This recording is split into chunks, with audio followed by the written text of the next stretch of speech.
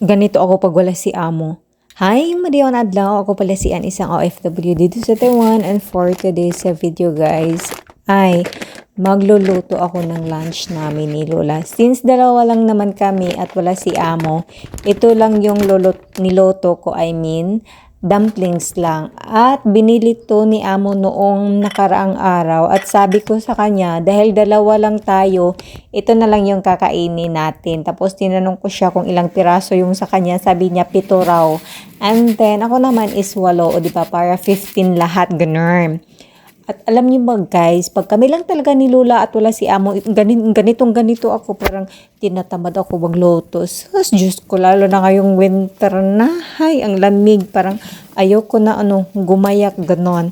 At ito namang dumplings guys, ay mga 10 minutes or less than 10 minutes luto na to siya. At sobrang sarap nito. Pork pala to siya guys. Iwan ko ano pang halo. Basta masarap talaga siya, promise. Mas gusto ko ang ganitong dumplings kasi masarap siya. Iwan ko saan ni amo nabili. Siguro sa PX Mart. Basta ang kay Lola 7, yung sa akin is 8. Then ang kay Lola is nilagyan ko lang siya ng soy paste. At saka yung akin is guys, tawag ba dito?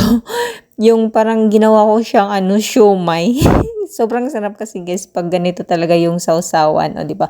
Yan lang ang kay Lola. At ito naman sa akin, syempre, my God, super sarap talaga ng dumplings na to, promise guys. Hindi ko alam kung saan ni amo nabili. So yun lang, ito lang yung simpleng lunch namin ni Lola.